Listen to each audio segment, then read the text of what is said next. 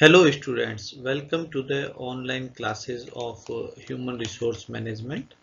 In our previous video, we discussed about the training methods and we discussed about the on-the-job training methods. In this video, we are going to discuss about once again we are going to discuss about training methods, but in this video we are going to discuss about off-the-job training methods. Off-the-job training methods are the methods where we have separate training facilities away from the actual work location or actual work place.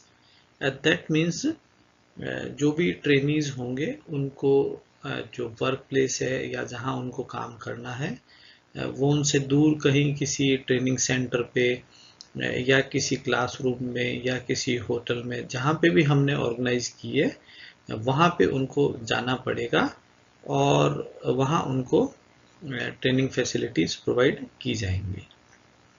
So in this video we are going to discuss about of the job training methods. This is Dr. Vineet Mathur, Associate Professor, Institute of Management Studies, SBJS Rampuria Jain College, Bikaner. Let us discuss about the off-the-job training methods.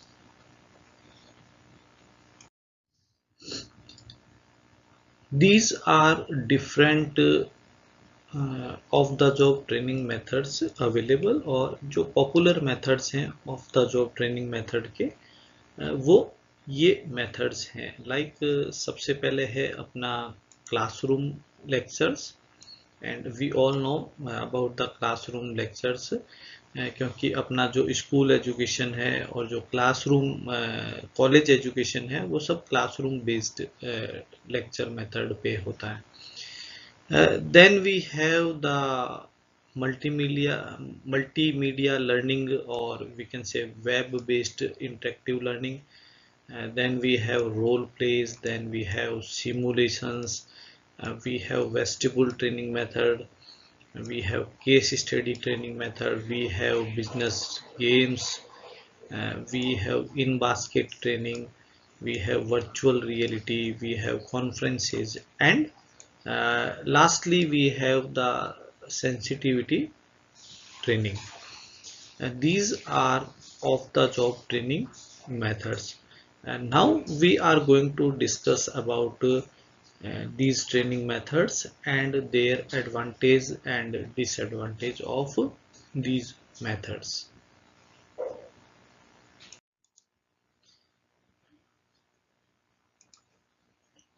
The first popular offline training method is classroom lectures, and we all are familiar with the classroom lectures, and classroom lectures are organized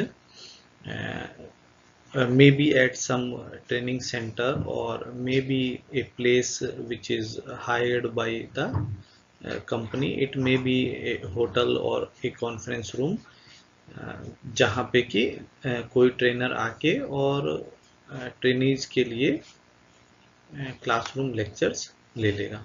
and the advantage of classroom lecture is that a lot of information can be shared with a lot of trainees.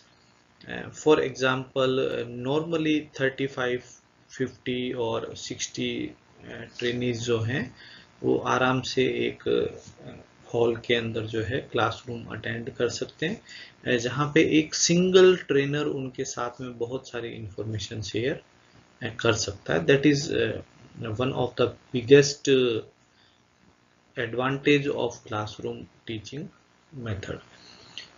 But somehow classroom lectures are considered as the most ineffective method, or you can say the boring kind of method जिसमें participant normally सुनते रहते हैं और वो थोड़े time बाद अपने आप को बोर फील करते हैं. बट यस, जब बहुत सारी इंफॉर्मेशन ज़्यादा लोगों के साथ शेयर करनी हो तो क्लासरूम लेक्चर जो है वो one of the best training method count होता है। Technology based learning. This is also popular method of the job training. Nowadays, companies can provide a CD, or sometimes companies can provide a login a login to their website, and they can be asked to watch a video, or sometimes interactive websites are offering many multimedia based training programs. And also nowadays sites like Coursera and Udemy and so many other websites are there. Tatas are also offering online learning programs, and Harvard Business are also offering these kind of interactive learning programs. And the advantage of these kind of learning program is that the trainer the trainee can learn these things from their own place, and by interactive training programs, a trainer can interact with the trainees. इसका एक benefit है कि आपने अगर जो भी trainees हैं उनको कोई लॉगिन आईडी पासवर्ड दिया है और वो कंपनी की वेबसाइट पे ही लर्न करते हैं, तो डेफिनेटली ये उनके लिए थोड़ा सा बेटर होता है। अपने प्लेस पे सब जनों को थोड़ा सा कंफर्ट जोन फील होता है, तो वो घर बैठे या अपने प्लेस से, घर से या ऑफिस से, जहाँ भी वो चाहें, वो वहाँ पे लैपटॉप, मोबाइल, इंटरनेट टेक्नोलॉजी इन सब को यूज करते हुए सीख सकते हैं। बट यस, इम्पोर्टेंटली इसमें laptop, computer, CD ROM, internet, websites, इन सब का यूज होगा। The next training method is role play. Role play is a situation or a kind of training method where we can provide training related to uh, team skills or negotiation skills, and you can say group behavior skills. इसमें क्या होता है कि जितने भी trainees हैं उनके 2 या 3 ग्रुप्स आपस में बन जाते हैं, और वो एक दूसरे के सामने जो है आके और कोई सिचुएशन एक्ट करेंगे जो कि रियल लाइफ में उनको ऑफिस में देखने को मिल सकती है, और वो उसको हैंडल करने की या क्या रिएक्शन होते हैं किस पर्सन के, वो एक्सप्लेन करने की कोशिश करते हैं। जैसे फॉर एग्जांपल एक कस्टमर बैंक आके क्या क्या क्वेश्चंस पूछ सकता है, और जितने भी बैंक ऑफिसर्स हैं या क्लर्क हैं, स्टाफ हैं, वो उनको क्या रिप्लाई दे सकते हैं, और उस सिचुएशन में वापस से कस्टमर किस तरीके से बात कर सकता है। तो वो ट्रेनीज जो हैं वो आपस में ही इन सब चीज़ों को रोल प्ले करके देखते हैं, एक्ट करके देखते हैं, अपन ऐसा बोल सकते हैं।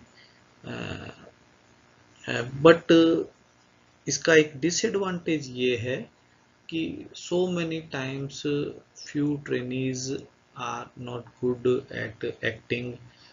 जरूरी नहीं है कि वो अपने जो पीयर ट्रेनीज का ग्रुप है उनके सामने वो अच्छा परफॉर्म कर पाए, मे बी वो थोड़ा सा एक्ट करने में हेजिटेट फील करें और वो कंफर्टेबल फील नहीं करें। अदरवाइज कस्टमर इंटरेक्शन और ग्रुप स्किल्स सीखने के लिए this is a very good training method. Then we have simulation.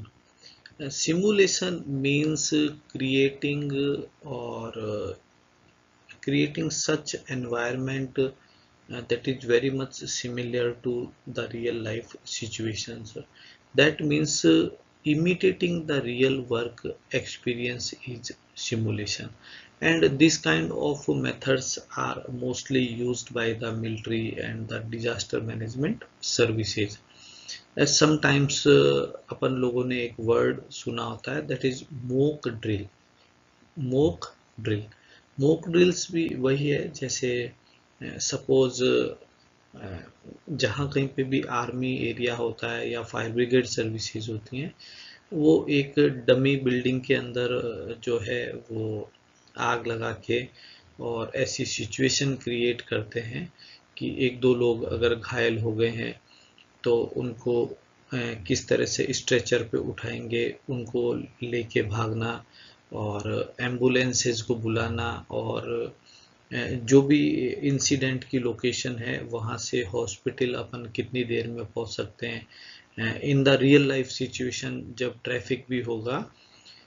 वो ये सारा जो है वो डमी एनवायरनमेंट क्रिएट करते हैं और इन सब चीज़ों को वो परफॉर्म करके देखते हैं।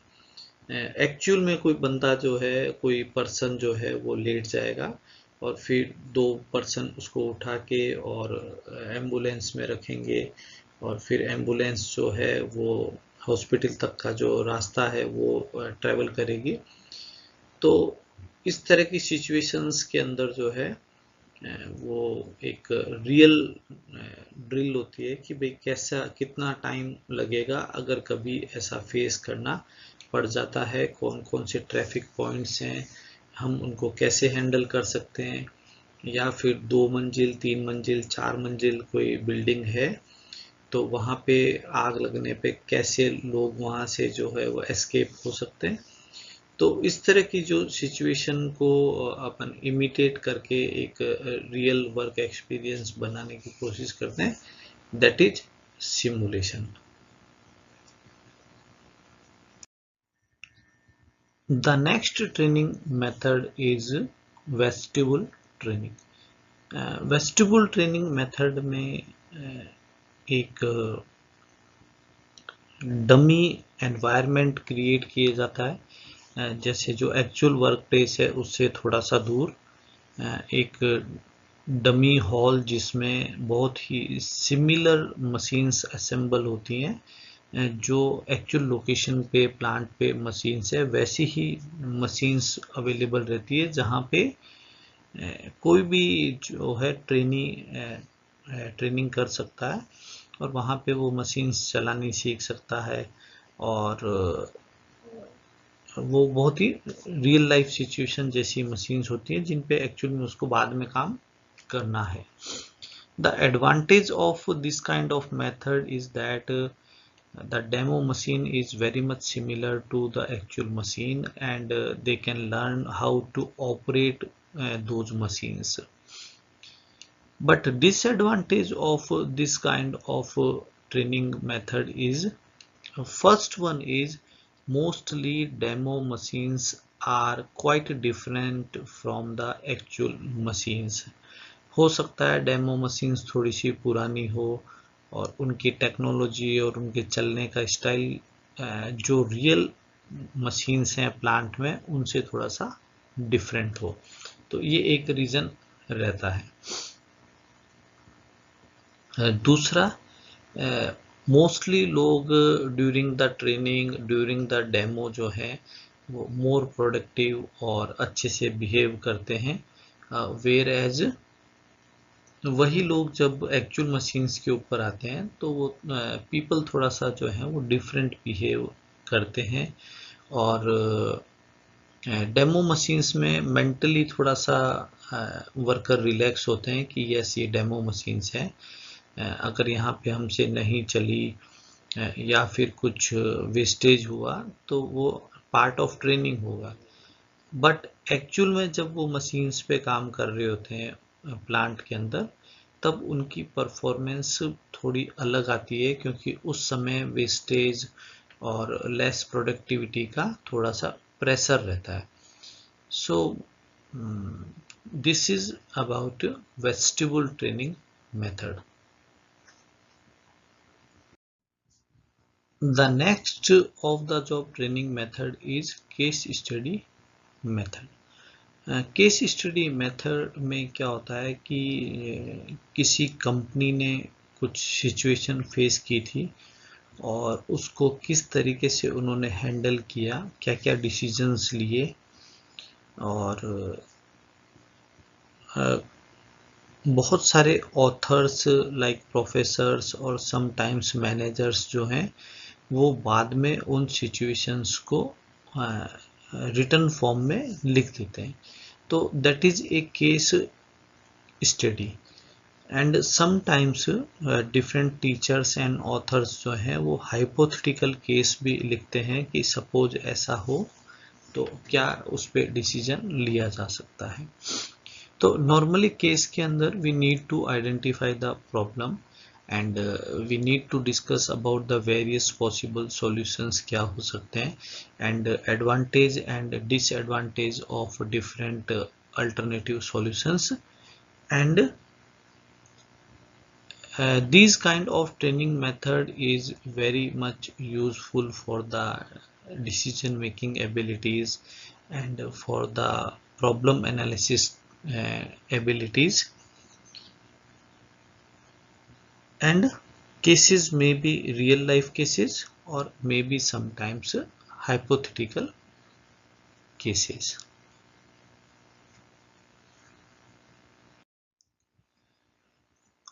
One more of the job training method is that is business games, and business games also simulate the real life situations that can be faced at workplace. And business games are mostly useful for the group skills or team building skills, or one of the example of business game is business plan writing, जिसके अंदर आप different ideas को invite कर सकते हैं कि जो भी ट्रेनीज हैं वो किस तरह के नए बिजनेस के बारे में सोच रहे हैं या वो कोई इनोवेटिव आइडिया लेके आते हैं, तो उसके लिए बिजनेस प्लान एक अच्छा गेम हो सकता है. And mostly business plans and business quiz, these kind of activities are used by the corporate houses and the business schools also. Next we have conferences. Conferences is basically a group discussion kind of training method, and where every individual participate and represent their view. And mostly in the conferences जितने भी trainees हैं उन्होंने जो है कुछ अगर कोई case study लिखी है या फिर उन्होंने कोई रिसर्च आर्टिकल लिखा है या फिर उन्होंने किसी सिचुएशन को किस तरह से सॉल्व किया था, तो वो उसको जो है वो राइट कर सकते हैं और वो उस प्लान को रिप्रेजेंट कर सकते हैं और बाकी अदर मेंबर्स जो हैं वो उसको सुन के और उस पर अपनी ओपिनियन दे सकते हैं. And conferences kind of training method is mostly used in the academic field, जहाँ पे अगर किसी ने रिसर्च पेपर लिखा है या फिर किसी ने केस स्टडी बनाई है तो वो उसको कॉन्फ्रेंस के अंदर प्रेजेंट कर सकते हैं.